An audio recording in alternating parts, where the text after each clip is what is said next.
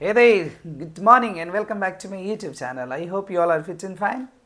So today's video is dedicated for all English learners, those who are preparing for competitive exams. It should be exams, okay, right?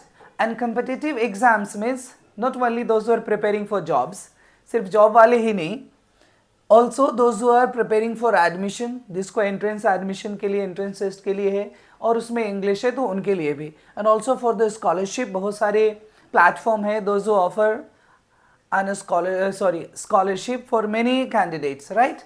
And also for job seeker, those who are preparing for jobs, many competitive examinations like SSC, अभी जो है SSC CGL आने वाले जनवरी में इसका exam है, IBPS bank related PO हो, चलिए TET teacher eligibility test, DSSB, ये स्टेट, ये भी आपका स्टेट टीचर एलिजिबिलिटी टेस्ट है, और भी ऐसे कई हैं, चाहे KVS के हो, टीचिंग एग्ज़ाम हो, CDS हो, CTET हो, UGC नेट हो, तो जितने भी इंग्लिश के लिए प्रिपरेशन कर रहे हैं उन सब के लिए। And today's topic will be based on one word substitution. So this is not for beginner, जो इंग्लिश सीख रहे हैं, अभी स्टार्ट किए हैं, बेसिक वालों के नहीं, जो थोड़ा सीख चुके हैं ना उनके लिए है। So as I said earlier कि सभी तरह के आपको इंग्लिश के क्वेश्चंस प्रैक्टिस सेट करवाए जाएंगे। So if you are interested, learn and help others to learn also. Share the videos, like, share and subscribe करना ना भूलें, ताकि आप तक वीडियो हमेशा पहुंचते रहे सही टाइमिंग पे और आपके आस पड़ोस वाले भी सीखते रहे, right? Okay, so let us move to the topic. This is, तो इंट्रोडक्शन तो बनती थी, है ना? फर्स्ट वीडियो है आपका कॉम्पिटिटिव एग्जामिनेशंस का, और पहले भी वीडियोस थी, बट अभी सीरीज़ का जो स्टार्ट होने वाला फर्स्ट है, और वो हमारा क्या है? One word substitution. What is one word substitution? Everybody knows, as I said, जो पढ़ चुके हैं उनके लिए है, बेसिक वालों के लिए नहीं। तो एक शब्द यानी अनेक शब्दों के लिए एक शब्द, उसको क्या बोलते हैं? One word substitution. A government by the officials, a government by the officials का ऑप्शन है autocracy, bureaucracy, monarchy and plutocracy. सबसे पहले देखिए इसकी मीनिंग को समझेंगे, ठीक है? अब टिक लगाना रहे ना तो मुश्किल से 5 सेकंड लगेंगे, मैं बता दूं इसमें से क्या है गवर्नमेंट बाय ऑफिशियल्स। सबसे पहले आप देखिए चारों, ताकि आप 5 क्वेश्चन करें ना। चलिए आज हम लोग अभी फिलहाल स्टार्टिंग में 5 करते, और 5 जो है आपका 20 के बराबर रहेगा। कैसे? Because all 5 questions will be having 4 options and each option will be explained to you with the meanings, right? तो आपका 4 5 से कितना हो गया? 20, यानी कि 20 वन वर्ड सब्स्टिट्यूशन सोचिए तो आप सीख जाएंगे सिर्फ 5 में। और यदि आता है तो फटाफट टिक करते जाइए और आप मुझे बताइए कि आपको 5 में कितना नंबर आया। Clear?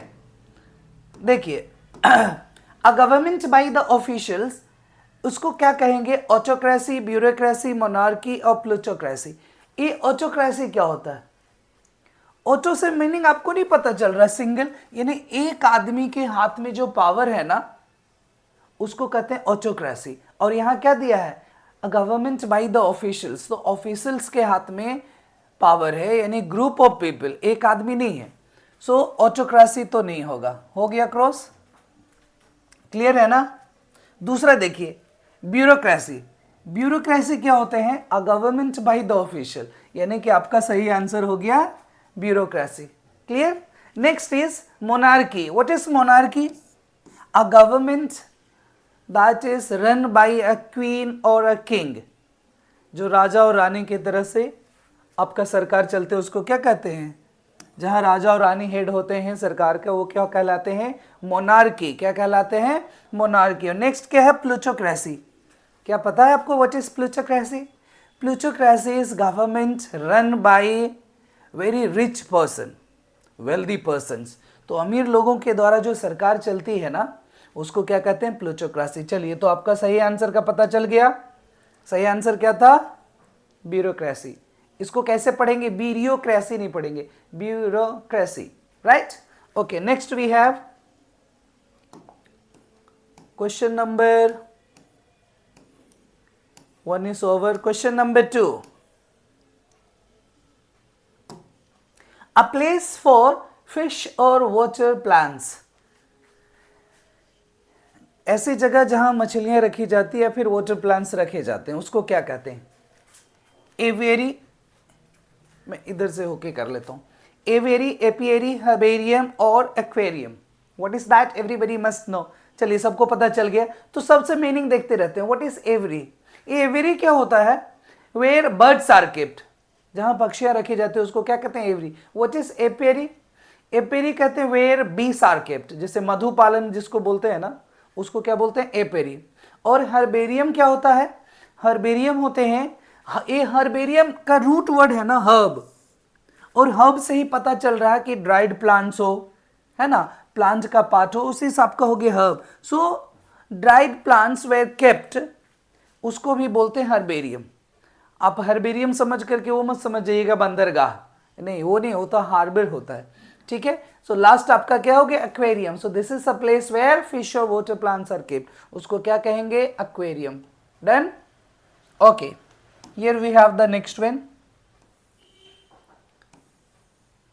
Question number 3। Okay, a place where fruit trees are grown, फल वाले गार्डन को क्या कहते हैं? जहां पेड़ पौधे तो हैं बट वहां क्या मिलते हैं आपको? फल मिलते हैं, फूल नहीं मिलते, फल मिलते हैं, तो उसको क्या कहते हैं? Orchard, garden. इसको क्या पढ़ेंगे? Quay. What is this? Quay. कुएं नहीं पढ़िएगा, this is quay. And what is? Museum. What is this? Museum. So place where fruit trees are grown, that is called orchard. What is called? Orchard. Clear है? अब देखिए, आपको garden तो सबको पता होगा, गार्डन पता है ना, किसे कहते हैं गार्डन? आपके आस पड़ोस भी गार्डन होगा, देखे होंगे, जहां फूल का बगीचे बगीचे प्लांट व्लांट है, उसको क्या कहते हैं? गार्डन कहते हैं। क्लियर है? अगला जो है आपका क्या है? अगला है आपका की। मैंने इसको बताया, इसको क्या पढ़ते हैं? की। इसमें क्या होता है? व्हाट इज की? इसको आप समझ लीजिए, देखिए इसको पढ़ते क्या है? Quay. It is a place where goods and passengers are getting on or getting off from the boat।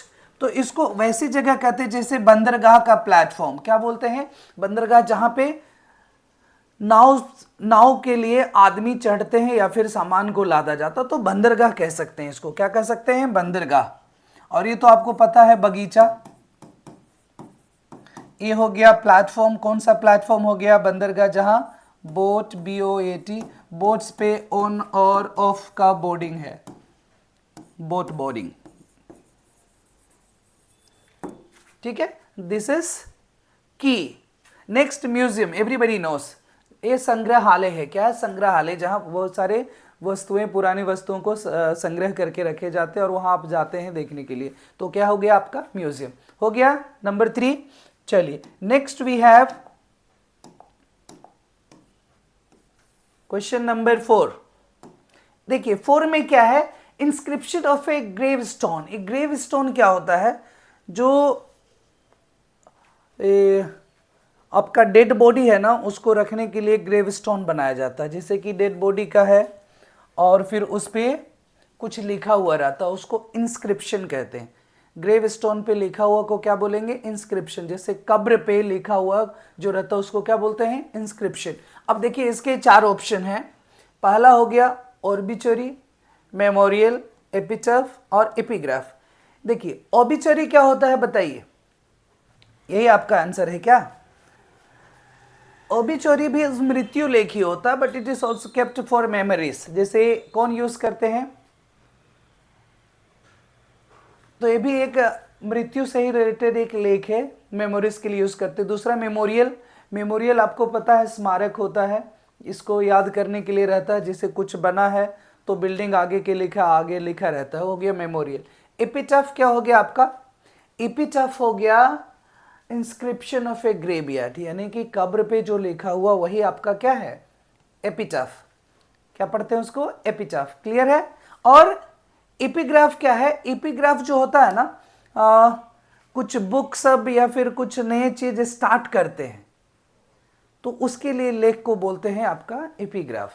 जैसे ऑथर यूज करते हैं लिखने से पहले कुछ हेडिंग सब देते हैं, है ना, उसको क्या बोलते हैं, एपिग्राफ। तो क्लियर हो गया, inscription of a graveyard that is epitaph, right. Okay, next we have last, this is the last for today, और हम लोग जो है बस इसको एंड कर देंगे 5 तक। और हम लोग कितने सीख गए, 5 4 ज़ा 20, 20 आप सीख चुके हैं। यदि 20 आ जाए ना अगले रिवीजन में तो देखिएगा आप 20 में से 18 तो पक्का मार देंगे। Now here we have a remedy for all disease. ये जैसे होता है ना एक एंटीबायोटिक, एंटीबायोटिक जो एक दिया जाता है, कई सारे बीमारियों के लिए लगा देते हैं एंटीबायोटिक, तो वैसे ही कुछ है, रेमेडी फॉर ऑल डिजीज, सभी बीमारियों के लिए इलाज है। टॉनिक है नेक्टर, पेनेसिया और एलेक्सर। इसको पेनेसिया पढ़ेंगे, पेनाका नहीं पढ़ दीजिएगा, ठीक है, पेनेसिया। और टॉनिक क्या होता है ना, टॉनिक लिक्विड होता है। क्या होता है, बचपन में बड़ा बहुत पिए होंगे, बचपन में अभी भी पिए होंगे कि टॉनिक एक लिक्विड होता है, मेडिसिन होता है उसमें, ये हेल्थ बनने के लिए इसका इस्तेमाल होता है, दैट इज टॉनिक। नेक्टर क्या होता है, फ्लावर जूस होते हैं, जो कि हनी बी यानी मधुमक्खियाँ फ्लावर से जो जूस निकालती है मधु बनाने के लिए, उसको क्या बोलते हैं, नेक्टर। पेनेसिया क्या होता है, रेमेडी फॉर ऑल डिसीज, ठीक है। तो साइंस रिलेटेड वर्ड है, मेडिकल टर्म है पेनेसिया, उसको क्या बोलते हैं, रेमेडी फॉर ऑल डिसीज, सारी बीमारियों के लिए इलाज, वो क्या हो गया, Panacea. Next is elixir. What is elixir, elixir भी है ना, वो भी एक हेल्थ बूस्टर है। क्या है, हेल्थ बूस्टर है। चलिए, तो आज का कैसा लगा सेशन, तो आप खुद सीखिए और दूसरों को भी सीखने का मौका दीजिए। Let us share the videos to each other, to your friends, to your relatives, so that everybody may grow, everybody learn English, ठीक है, क्लियर है। Okay, all the best everybody, see you in the next video, bye bye।